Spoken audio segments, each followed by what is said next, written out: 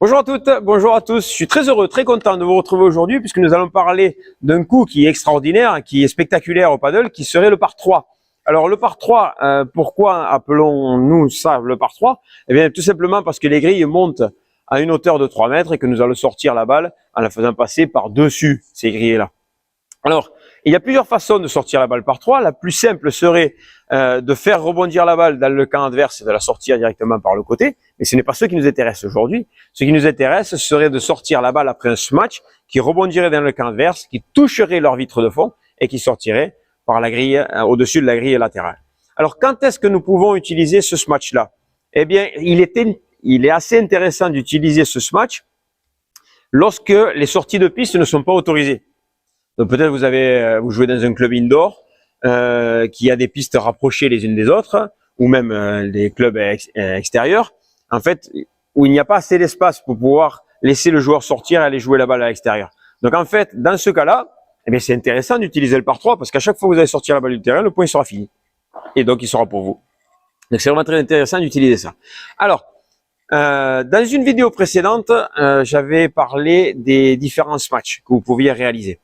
Alors aujourd'hui, nous allons nous centrer uniquement sur le par 3 et il y a deux façons de réaliser le par 3. Une façon un peu plus simple, une façon un peu plus compliquée pour des joueurs qui seraient un peu plus techniques, qui auraient plus de technique. Alors, on va commencer avec la façon simple que vous pouvez utiliser. Alors au niveau débutant, c'est compliqué, mais vous pouvez l'essayer, il n'y a pas de problème. Mais à partir du moment que vous commencez à maîtriser plusieurs coups, donc vous devenez un petit peu intermédiaire confirmé, on va dire ça.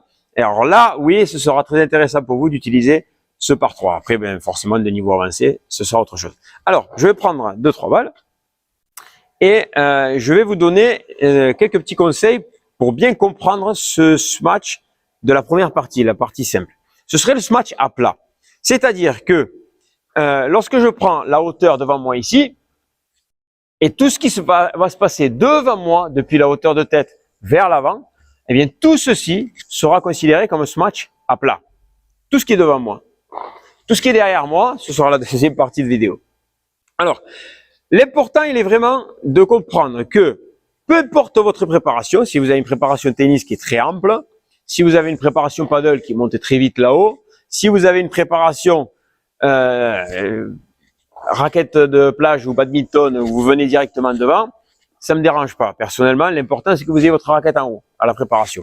Une fois que votre raquette elle est en haut, l'important va être d'étirer ce bras pour aller chercher la balle le plus haut possible, faire un effet de levier qui va permettre de rabattre la balle vers le bas.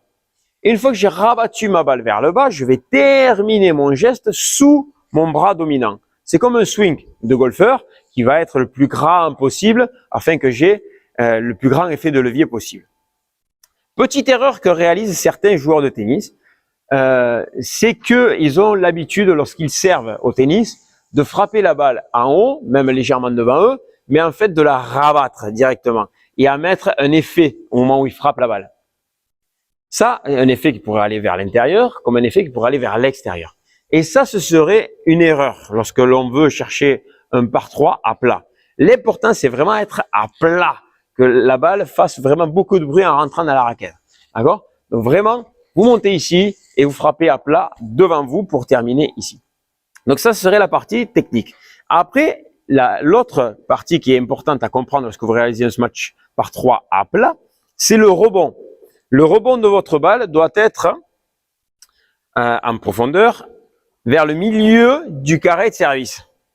Ça, c'est important. Pourquoi? Parce que si la balle rebondit ici au milieu du carré de service, elle va monter très haut sur la vitre de fond. Et c'est ce que nous cherchons, que la balle rebondisse sur la partie la plus haute de la vitre de fond, qui permettra ensuite à la balle de sortir du terrain. Ça, c'est vraiment très important. Donc ensuite, si vous voulez réaliser le smash par 3 à plat proche de la grille latérale, eh bien, vous viendrez chercher un rebond plus vers le centre du terrain.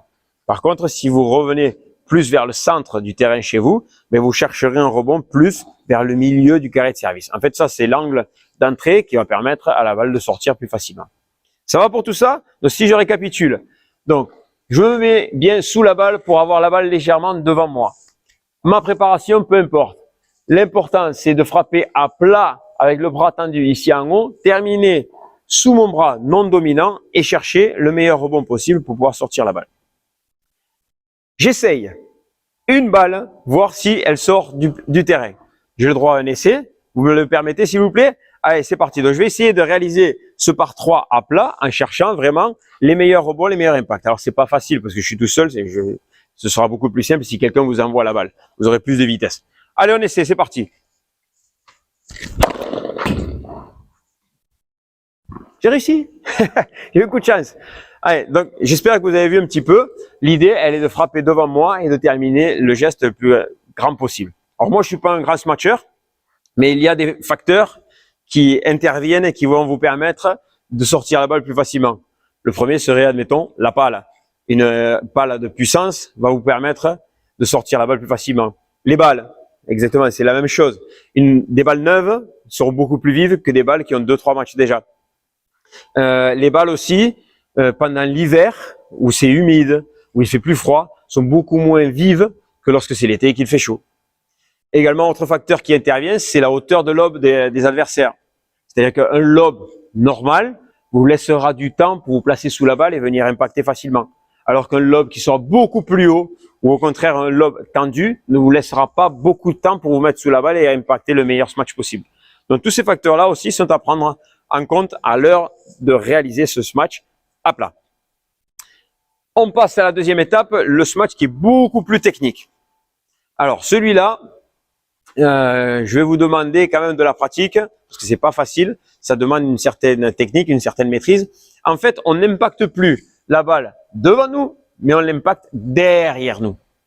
C'est-à-dire qu'on va devoir se cambrer, on va devoir s'arquer pour pouvoir frapper la balle derrière nous et non plus venir la frapper à plat, mais venir la brosser, la kicker, la lifter, d'accord, en essayant de faire que cette balle elle sorte vers le haut de la raquette. Contrairement à certains joueurs de tennis qui ont tendance, après avoir impacté la balle, de la rabattre directement vers le bas. Et ça, ce serait une erreur. Pourquoi? Parce que vous allez avoir besoin de beaucoup plus de puissance pour sortir la balle. Alors qu'en la liftant vers le haut, eh bien, vous allez avoir un effet qui sera majeur. Et lorsque la balle va rebondir, elle va prendre beaucoup plus de vitesse et elle giclera en dehors de la piste. Donc, ça, c'est important de la sortir vers le haut. Et ensuite, j'ai dit avec le smash à plat qu'il fallait terminer ici sous le bras non dominant. Pour un smash lifté, vous allez essayer de finir vers l'extérieur de votre corps. Donc, du côté du bras dominant cette fois-ci. Ça va pour ça? Alors, j'ai un petit exercice que je vous donne. Si vous voulez travailler ce kick vers l'extérieur, ce serait de vous rapprocher de la grille latérale à moins de 2 mètres et vous allez essayer juste avec le kick de sortir la balle du terrain. Regardez, vous mettez ici et derrière vous et vous allez essayer de kicker vers le haut. Alors ça paraît simple, mais c'est pas si simple que ça et ça va vous permettre d'avoir de la maîtrise, d'avoir des sensations ici en haut pour venir gratter la balle. Ça va? Donc ça, ce serait pour tout ce qui est grattage, on va dire ça. Vous allez devoir faire travailler vos jambes aussi, puisqu'on cherche en fait à travailler comme un arc qui se bande et qui relâche d'un coup pour faire partir la flèche. D'accord? Donc, si je suis bien fléchi, si je marque bien, si je me cambre correctement, eh bien au moment où je vais vouloir remonter ici en haut, je vais avoir un rythme qui va être lent et rapide. Et c'est sur le rapide que ma raquette va remonter pour venir fouetter la balle ici en haut. Ça va? Donc ça demande déjà beaucoup plus de maîtrise pour comprendre tout ça. Ensuite, nous en venons au rebond. Le rebond pour un par 3 kické ne sera pas le même, ou du moins au même endroit, que pour un smash à plat. À plat, nous étions assez courts. Pour un smash lifté et kické, on viendra chercher la ligne de fond. Comme ça, au moins, la balle sera plus proche de la vitre et elle prendra beaucoup plus de vitesse à l'heure de rebondir sur la vitre de fond. Donc, on va chercher ça, ligne de fond. Et donc, vous avez pu le voir sur l'autre vidéo où je parlais du smash. Lorsque nous sommes ici proche du centre, eh bien, nous allons chercher le joint entre la vitre 1 et 2 de fond. Donc, cette direction-là, avec un rebond sur la ligne. Voilà, c'est à peu près ça. Et donc, plus je viendrai vers la grille, alors ça va me compliquer un petit peu la tâche, mais je vais chercher un rebond avant ce joint de la vitre 1 et 2. Donc, je serai plus sur la vitre 2 de fond que sur la vitre 1. Ça va pour ça? Allez, on essaie? On essaie. Alors, je vous garantis rien. Vraiment, je vous garantis rien. Je suis pas un gros smatcheur, mais on peut essayer quand même. Donc, on va essayer de la gratter ici en cherchant un rebond en hauteur de la ligne et avec l'effet vers l'extérieur, sortir la balle du terrain. C'est parti. Vous voyez, elle n'a pas beaucoup monté ma balle. Je vais essayer une deuxième fois. Ici. Vous voyez, donc la balle prend de l'effet. Elle n'est pas sortie du terrain, mais le but, il est vraiment là, de travailler tout ceci. Alors, c'est important de comprendre que un smash kické est difficile à maîtriser, d'accord, par rapport à un smash à plat qui sera beaucoup plus sûr pour sortir la balle du terrain. Mais il faut essayer, il faut tenter, et de toute façon, si la balle ne sort pas, vous avez vu, mes balles terminent sur la grille, donc ça gênera les adversaires. Mais ce que nous cherchons aujourd'hui, c'est de sortir avec du panache, avec les pectoraux bien à l'extérieur, et sortir cette balle comme il se doit du terrain. Allez, j'en ai fini pour aujourd'hui. J'attends vos commentaires, j'attends vos questions, vos propositions de sujets aussi pour les vidéos à venir. Et je vous souhaite un gros travail sur la piste, notamment avec votre moniteur ou des amis qui vont vous lancer ces balles-là depuis le caddie, afin que vous compreniez au mieux le smash à plat ou le smash kické. Allez, bonne journée à tous et bon padel. Salut!